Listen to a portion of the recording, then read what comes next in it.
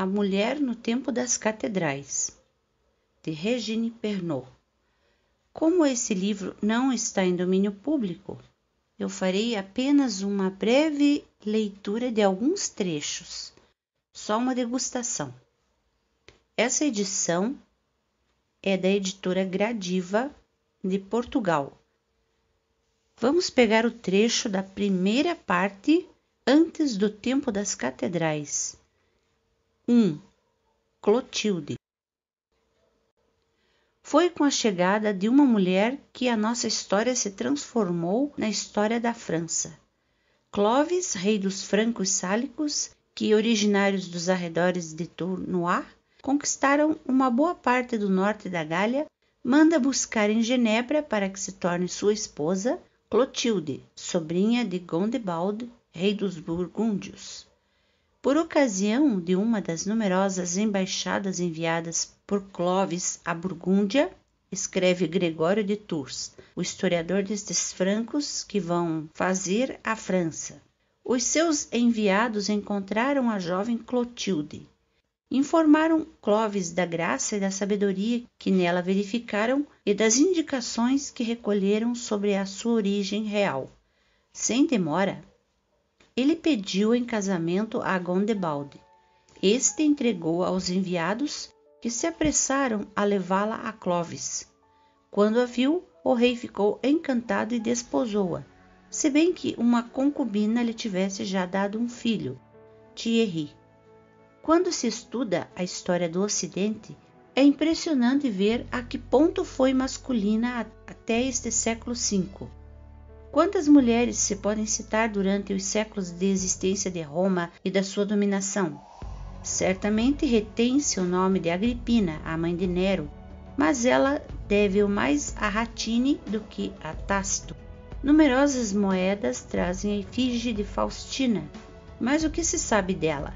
Os manuais de história romana que se impunham outrora aos estudantes, tão prolixos sobre a civilização antiga, não mencionavam sequer esta imperatriz, que tem a seu favor apenas o perfil na medalha.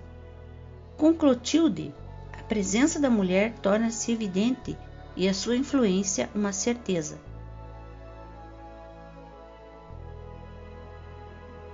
Esta jovem, que vem do território dos Helvécios, é de família real. Os seus familiares são reis da Burgúndia, a nossa futura Borgonha. Todos os historiadores salientaram o papel fundamental que teve, conseguindo que o esposo pagão se convertesse à fé cristã.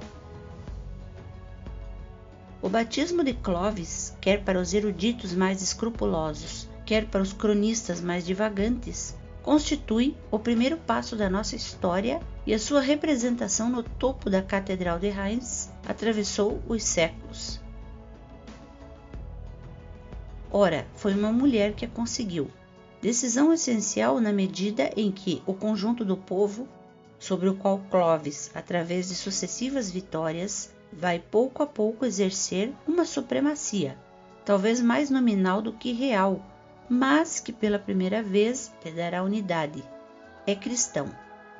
O poder laico, o do imperador romano, força militar ou administração civil, deslocou-se e desmoronou-se no decurso deste século V. Somente a organização religiosa, a que de uma cidade a outra liga entre si os bispos da Gália, subsistiu, evitando ao país sossobrar. Fazendo-se batizar, Clovis obteve o apoio dos bispos e, através deles, o do conjunto de um povo cuja evangelização fora conseguida desde o século precedente. Esta conversão tem, pois, ao mesmo tempo, um caráter religioso e político. Clotilde, no entanto, não a terá obtido sem dificuldade. Gregório de Tours dá-nos sucessivamente conta das suas súplicas, dos seus fracassos e das desconfianças do rei. Tal como a transmite o historiador, a argumentação da rainha em face do pagão, adorando os seus ídolos, não deixa de ser interessante. Abre aspas. Os deuses que vós venerais Não são nada, incapazes que são de se valerem a si próprios ou de prover as necessidades de outrem. São ídolos de madeira, de pedra ou de metal. São mágicos, o seu poder não é de origem divina. O Deus a quem é necessário prestar culto é aquele cuja palavra retirou do nada o céu, a terra, o mar e tudo o que eles contêm.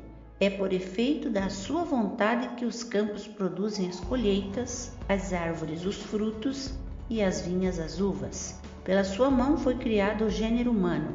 Fecha aspas. Clovis hesita, quer uma prova da divindade deste Deus, uma prova do poder. E o que se vai passar será desanimador para Clotilde. Tem um primeiro filho, insiste em que seja batizado e antes da aprovação de Clovis manda, diz Gregório de Tours, abre aspas, ornamentar a igreja de panos e tapeçarias para que o rito incite à crença aquele que as suas palavras não conseguiram tocar. Fecha aspas. Clovis é com certeza sensível à beleza das coisas. Vai provar mais tarde, quando, entrando na igreja de Reims, para estupefato na entrada, perguntando se este é o paraíso. A criança é, pois, batizada e recebe o nome de Ingomer. Ora, ela morre alguns dias depois. A reação de Clotilde que Gregório de Tours nos transmite desmente de forma impressionante os nossos preconceitos a respeito dessas épocas supersticiosas. Duramente atingida pela morte do filho, pela cólera do esposo, uma e outra contrariando os seus mais ardentes desejos, declara serenamente: agradeço a Deus Todo-Poderoso, Criador de todas as coisas, que fez honra à minha indignidade de abrir o seu reino àquele que engendrei. A minha alma não foi atingida pela dor, porque eu sei, levado deste mundo na inocência batismal, o meu filho se alimenta da contemplação de Deus. Pouco depois, Clotilde põe no mundo outro filho, Clodomiro. O batiza como o primeiro. Como este, cai doente pouco depois. Mas, acrescenta o cronista, graças às orações de sua mãe, o menino se restabelece.